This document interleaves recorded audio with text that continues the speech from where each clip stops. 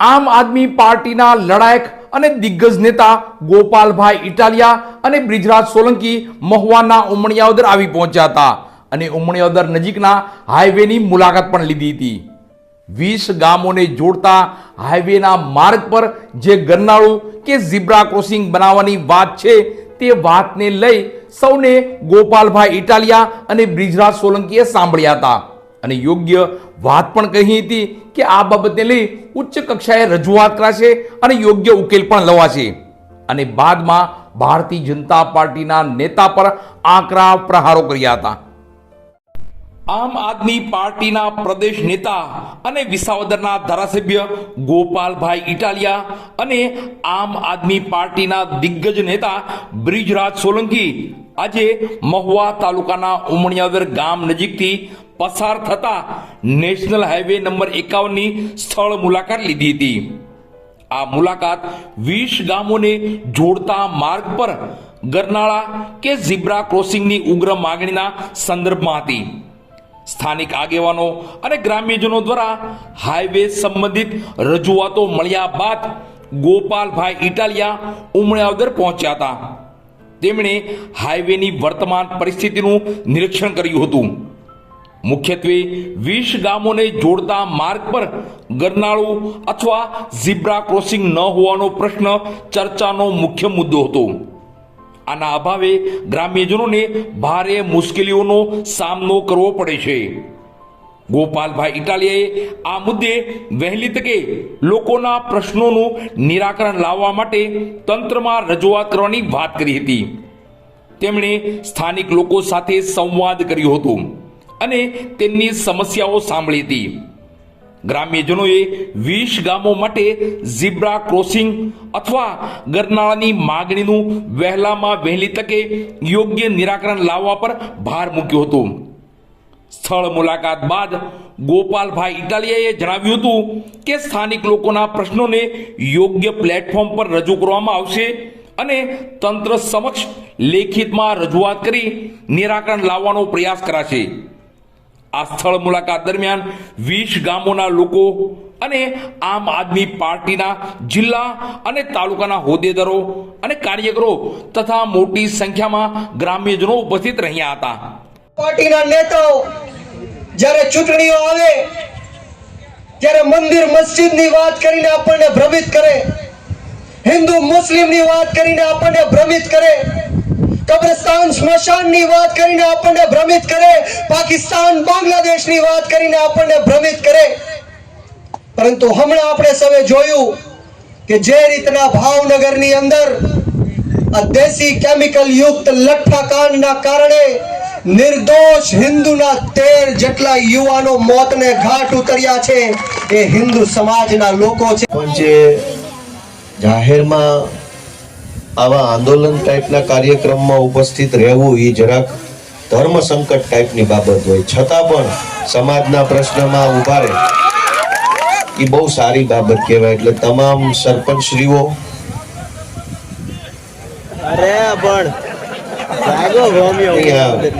કારેલી ગામના અને કયા તરેડી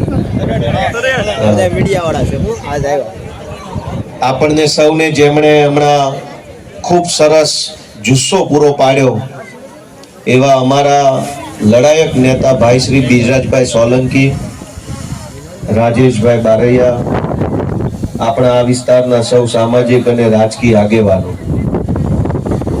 આ હમણાં 15મી ઓગસ્ટ ગઈ, દેશ આઝાદ છે એની ઉજવણી ગામડે ગામડે ધ્વજવંદન કરીને કરી ગર્વ સાથે આપણે એમ કહીએ કે આપણે આઝાદ દેશના નાગરિકો છીએ। અમારો દેશ આપણા દેશના મહાપુરુષોએ આઝાદ કરાવ્યો। આવું બધું એક દી સવારમાં 8 વાગ્યાથી લઈને 10 વાગ્યા સુધી લાગે। 10 વાગ્યા પછી રોડ ખાતાના ગુલામ, વીજળી ખાતાના ગુલામ, પોલીસ ખાતાના ગુલામ, પાણી પુરવઠાના ગુલામ, ગુંડાઓના ગુલામ, 10 વાગ્યા સુધી આઝાદી રહે। 10:30 થી ગુલામી। વાત સાચી છે કે ખોટી? દોસ્તો, જો રોડ ની અંદર કટ પાડવા જેવી બાબત માટે અવડું મોટું ગામ ભેગું કરવું પડતું હોય તો અહીંયા બીજી તો વાત ક્યાં આશા રાખી? કોણ આને કે મંગળના સપના ન બતાવો, અહીં એક નાળું મૂકો એટલે ગામ સીધે સીધું મહુવા જઈએ કે ઘડી પણ લોકશાહી એટલે હું લોકોની ઈચ્છા, લોકોની મરજી, લોકોની જરૂરિયાત પ્રમાણે સરકાર કામ કરે એનું નામ લોકશાહી. આજે અહીંયા બેઠેલા લોકોની ઈચ્છા શું છે કે ભાઈ અહીંયા ઉમરિયાવદરના નાકે એક કટ મૂકો, કનાળું બનાવો. જો લોકો કે એમ થાય તો લોકશાહી કહેવાય. તમે કયો એમ થાય છે તો હું કહેવાય અમિતશાહી. તમે કયો એમ થાય તો લોકશાહી, તમે કયો એમ ન થાય તો અમિતશાહી. તમારે નક્કી કરવાનું લોકશાહી જોઈએ છે કે અમિતશાહી. આ અમિતશાહી છે. અમિત શાહના માણસો, એની પોલીસ, એના સરકારી લોકો, એનું રોડ ખાતું, એનું આ ખાતું. આપણું હું ભગવાન. વિચાર તો કરો કે લોકશાહી, લોકતંત્ર એટલે એમ કે લોકો ઈચ્છે એવું સરકારે કરવાનું. સરકાર ઈચ્છે એમ લોકોએ નથી કરવાનું. કેમ કે લોકો સરકાર બનાવે છે, સરકાર લોકો નથી બનાવતી. તમે બધા વિચારો, આપણે સરકાર બનાવી કે સરકારે આપણને બનાવ્યા? કયો છે ભાઈ, જેને માહિતી હોય ઈ કયો. સરકાર આપણે બનાવીએ કે સરકાર આપણને બનાવે? બાકી આવી કટું બટું ગમે ના ધારે ન પાડી દે અને ધારે ના કટું બુરી ન દે. હું તો કટનો લાગતો જ નથી મને તો. એક મહિનો લાલ જો પેદા થઈ જાય ને અહીંયા તો 50 પ્રશ્નોનું નિરાકરણ ઉભા ઉભા આવી જાય. વાત સાચી છે, ખોટી છે? આજે મહુવા તાલુકાના ઉમરિયાવદર ગામે ગ્રામજનો બધા એકઠા થયા હતા. આ ગામ અને આજુબાજુના 20 જેટલા ગામોનો લગભગ 3-4 વર્ષથી એક પ્રશ્ન છે કે આ જે હાઈવે બન્યો છે ગામમાં, એમાં ઉમરિયાવદર તરફ આવવા અને ઉમરિયાવદરથી ભાવનગર કે મહુવા તરફ જવા માટે કોઈ કટ રાખવામાં આવેલ નથી, કોઈ નાળું બનાવ્યું નથી કે પુલ નથી. જેના કારણે આજુબાજુના 20 ગામના લોકોએ મહુવા જવું હોય તો 2.5 કિલોમીટર સુધી ફરીને જવું પડે છે. ભાવનગર તરફ જવું હોય તો પણ ફરીને જવું પડે છે. અને કુલ મળીને લોકોને અકસ્માતનો ભય રહે છે. 20 કરતા વધુ લોકોનું અપમૃત્યુ થયું છે આ કટ નહીં હોવાના કારણે. અને સમયનો વ્યય થાય છે. કોઈ બીમાર પડ્યું હોય, ઇમરજન્સી આવી જાય, રત્ન કલાકાર ભાઈઓએ મહુવા કારખાને જવું હોય તો એને ખૂબ ફરી ફરીને જવાથી સમય બગડે, ખર્ચો લાગે. આ બધી તકલીફોના કારણે છેલ્લા 2-3 વર્ષથી ગામજનો, આજુબાજુના 20 ગામના તમામ જ્ઞાતિના આગેવાનો આમાં સાથે છે. એ બધા એવું કહે છે કે ભાઈ અહીંયા કટ મૂકવો જોઈએ. આટલી સિમ્પલ, આટલી નાની એવી, આટલી મહત્વની બાબતને સાંભળવા વાળો કોઈ માણસ નથી. લોકો એમ નથી કહેતા કે 1-1 કિલો સોનું ઘર દીઠ આપો. લોકો એમ કહે છે કે ખાલી એક નાળું બનાવો તો આવવા જવાની, હરવા ફરવાની સરળતા થાય. હવે એક હાલવા ચાલવાની સરળતા કરવાનો મુદ્દો સાંભળવા માટે કોઈ નેતા કે કોઈ અધિકારી તૈયાર નથી. 20 લોકોના મૃત્યુ થઈ ગયા પછી પણ કોઈની આંખ ખુલતી નથી કે આ જે રોડ બન્યો છે એની ડિઝાઇન ફોલ્ટી છે, ખામીયુક્ત ડિઝાઇન છે. અહીંયા નાળું હોવું જોઈએ ગામમાં આવવા જવા માટે. એટલે આજે ગામજનોના આ પ્રશ્નને સમજવા માટે, સાંભળવા માટે અને અમારાથી જે શક્ય બને એ પ્રમાણે અવાજ ઉઠાવી અને બેરા લોકોના સુધી આ અવાજ પહોંચાડવા માટે હું અને અમારા નેતા બ્રિજરાજભાઈ સોલંકી આજે ગામમાં આવ્યા હતા. ખૂબ વિશાળ સંખ્યામાં ગ્રામજનોએ હાજરી આપી. ખાસ નોંધપાત્ર બાબત એ છે કે યુવાનો, ખૂબ મોટી સંખ્યામાં યુવાનો આ સભામાં હાજર હતા અને એકદમ ઉત્સાહ, આક્રોશ સાથે હતા. આ બધાએ નિર્ણય કર્યો છે કે આ લડાઈને હજુ ચાલુ રાખવાની છે.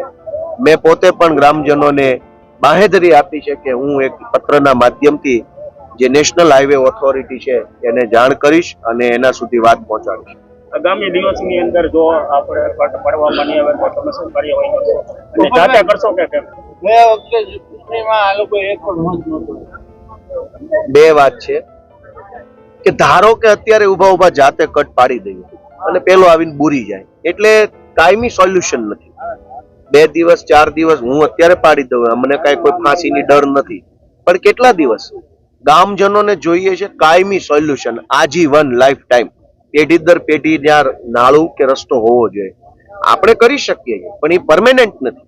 એટલે પહેલો મુદ્દો એ છે કે લડાઈ અમારી એમ છે કે કાયમી નિરાકરણ આવવું જોઈએ હંમેશા માટે. અને બીજી વાત કે ગ્રામજનોએ ગઈ ચૂંટણીમાં કોઈને મત નથી આપ્યા.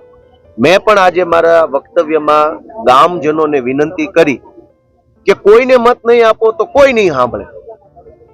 એટલે રાજનીતિમાં જે પાર્ટીને મત આપો એ સાંભળે એવી આપણી અપેક્ષા હોય, પણ જે પાર્ટી ન સાંભળે એને મત ન આપો તો જેને આપો એ બીજી પાર્ટી તૈયાર થઈ જાય, એના આગેવાનો, એની ટીમ, એના લોકો સક્રિય થાય. એટલે કોઈને ન આપવાથી પરિણામ નથી. 2 માંથી 3 માંથી 4 માંથી જે સારો માણસ હોય એને મત આપવાથી જ રસ્તો નીકળે એવું મારું માનવું છે. એ મેં ગામજનોને વિનંતી કરી છે.